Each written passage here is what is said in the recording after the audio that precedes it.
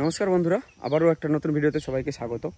আজকে যেই জমিতে আমি আছি, এই যে আমার এখানে পিছনে যে জমিটা দেখতে পাচ্ছেন, এটা একটা ছোট জমি। এই ছোট জমিতে সেই ভিএনআর 212 গ্রাফটিং চারা লাগানো হয়েছে। অনেকে বলেন যে এই চারা যখন এত হার্ড বা এত শক্ত, এত মজবুতি, তো এই চারা যদি আমরা সাধারণ চারার মতো লাগাই তাহলে কি হবে না? সাধারণ চারা বলতে যেরকম আমরা বেগুন লাগাই, আমাদের দিকে যেসব বেগুনগুলো হয়, লোকাল বেগুনগুলো, সেই ধরনের বেগুনগুলো তো ওই মতো যদি লাগা যায় এই বেগুনগুলোকে, তাহলে কি হবে না? তো এই জমিতেই কিন্তু লাগানো হয়েছে সেই গ্রাফটিং বেগুনগুলো। তো গ্রাফটিং বেগুন সাধারণভাবে লাগিয়ে কি অবস্থায় আছে দেখুন। এই দেখাচ্ছি, এই হচ্ছে এই জমিতে, খুব বেশি হলে এটা 2-3 কাঠার মতো হবে। এই জমিতে লাগানো হয়েছে। এই যে দেখুন, একটা এখানে এতগুলো গাছের মধ্যে একটা গাছে আমি ফল দেখতে পাচ্ছি। তো এই গাছের দেখুন গাছগুলোর কীরকম কন্ডিশন, এত পরিমাণে পোকার আক্রমণ। এই যে হাড় পোকা দেখুন, হাড় পোকার আক্রমণ এত পরিমাণে হয়েছে। তো তাতে করে বেগুন কিন্তু এখান থেকে প্রোডাকশান পাচ্ছেনই না। দেখুন বেগুন আপনারা কি দেখতে পাচ্ছেন? এত বড় বড় গাছ হয়ে গেছে, এক একটা গাছে কি বেগুন দেখতে পাচ্ছেন? বেগুন নেই। এই 1-2টা আছে এরকম অবস্থায়। এই যে পোকা ধরে যাচ্ছে, পোকা ধরে শেষ হয়ে যাচ্ছে। তো আমার কথা এটাই যে দেখুন, এরকমভাবে যে হবে না, হবে কিন্তু অবশ্যই, কিন্তু অফ সিজনে যদি নিতে চান তাহলে কিন্তু সম্ভব নয়, বা হলেও লস করে যাবেন।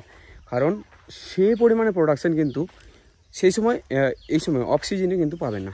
এখন যদিও এখানে লাগানো হয়েছে, এখন ভাবুন যে জ্যৈষ্ঠ মাসের লাস্ট দিন, এখন কিন্তু এখান থেকে প্রোডাকশান নিতে পারছেন না তিনি, কারণ দেখেই বুঝতে পারছি গাছের কোয়ালিটি একদমই নাই। তো আমি আপনাদের এটাই জানাতে চাই যে দেখুন, অফ সিজনে নিতে গেলে না, এর উপযুক্ত পর্যাপ্ত পরিমাণে যত্ন আবশ্যিক, একদম অবশ্যই প্রয়োজন। উপযুক্ত পর্যাপ্ত পরিমাণে যত্ন আপনারা কীভাবে নেবেন? যদি মালচিং দেওয়া হয়, মালচিংও কিন্তু পোকামাকড়ের হাত থেকে অনেকটা চারাকে রক্ষা করে। যদি মালচিং দেওয়া হতো তাহলে এখানে মানে যে সূর্যের আলোটা পড়তো, সূর্যের আলো রিফ্লেক্ট করে কিন্তু গাছের পাতার নিচের দিকটাও কিন্তু পোকা থাকতে পারে না, বা তাপে কিন্তু পালিয়ে যায়, এরকম কিছু ব্যাপার রয়েছে। সাদা মাছির প্রকোপটাও কিন্তু মালচিংও কাজ করে পোকামাকড় তাড়ানোর ক্ষেত্রে।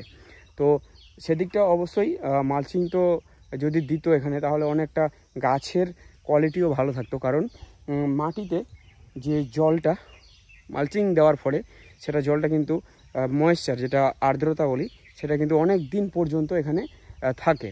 তো সেক্ষেত্রে মালচিং একটা খুবই ভালো জিনিস, মালচিং খুবই কার্যকরী। আর এখানে যদি স্প্রে দেখুন, এই সময় কিন্তু এই যে হাড় পোকা দেখতে পাচ্ছেন, এই যে হাড় পোকার উপদ্রব, এইগুলো কিন্তু একটা ভালো খরচের ব্যাপার। কারণ এই সময় ভালো মতো যত্ন অত্যন্ত প্রয়োজন নেওয়ার, যার কারণে কিন্তু এখানে পোকার উপদ্রবের কারণেই এটা কিন্তু করতে পারছেন না। আর এই যে ড্রিপের কথা বলি, ড্রিপ কিন্তু যদি দিতে পারেন, তাহলে এই যে আমরা অনেক ভিডিও দেখে থাকি যেগুলো বাইরের দিকে করা হয়, যেমন ছত্তিশগড় রায়পুরের আমরা হয়তো অনেকজন ভিডিও দেখি, বা অনেকজন হয়তো দিতেশ রায় নামে একটা চ্যানেল রয়েছে, ওনাকে আমরা অনেকে হয়তো ফলো করি বা অনেকে দেখি। তো উনি কিন্তু বলেন যে এক একটা গাছ থেকে 2 বছর 3 বছর পর্যন্ত কন্টিনিউ ফল দিয়ে আসছে, আর গাছগুলো হাইট মানে আমার মানুষ সমান পার হয়ে যায়, এত বড় বড় গাছের হাইট হয়। কিন্তু আমাদের দিকে এটা হয় না কেন? এই কারণেই যে ড্রিপ দেওয়া হয় না, মালচিং দেওয়া হয় না। তো কেমন করে হবে? মালচিং তো অবশ্যই দেওয়াটা প্রয়োজন। আর ড্রিপ এত বড় একটা গুরুত্বপূর্ণ ভূমিকা পালন করে যে ড্রিপ দিলে কি হয়, আমরা বিভিন্ন ধরনের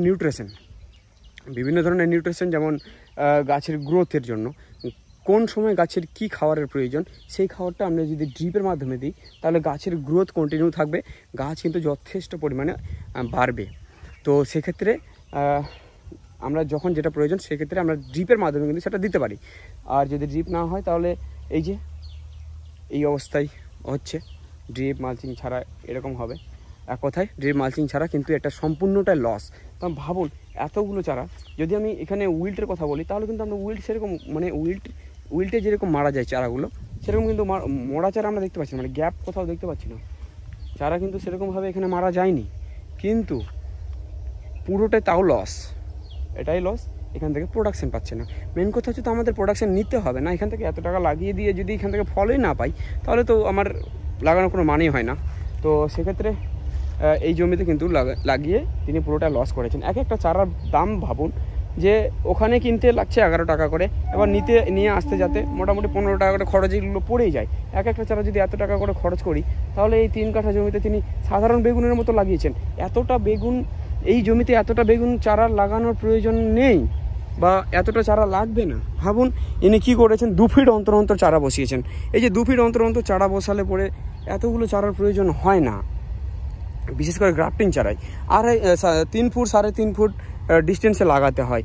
আর এই যে এতগুলো যে দেখতে পাচ্ছেন মাঝের লাইনটাও, লাইন বাই লাইনের দূরত্বটাও অনেকটা কাছাকাছি, এগুলো এতটা প্রয়োজন মানে এত ঘন করে লাগালে এগুলো থেকে প্রোডাকশন নেওয়া যায় না বা এত করে মানে সম্ভব হয় না।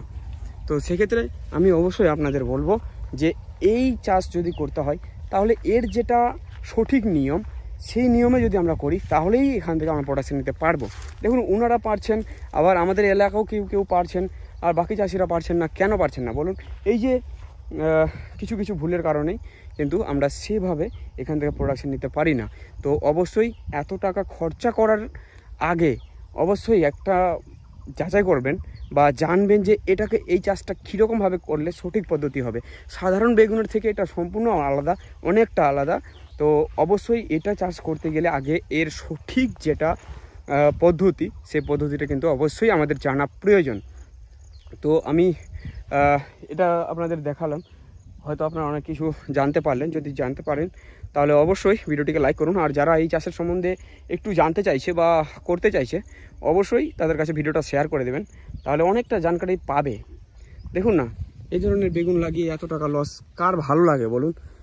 তো তার জন্য আমি আপনাদের বলবো অবশ্যই এই ধরনের চাষাবাদ করার আগে অবশ্যই একটু নিজে ভেবে চিনতে জেনে শুনে তবেই করুন। যদি ভিডিওটি ভালো লাগে অবশ্যই লাইক করবেন। তো চলুন দেখা হচ্ছে আবার একটা নতুন ভিডিওর সাথে। ভালো থাকবেন, সুস্থ থাকবেন, ধন্যবাদ।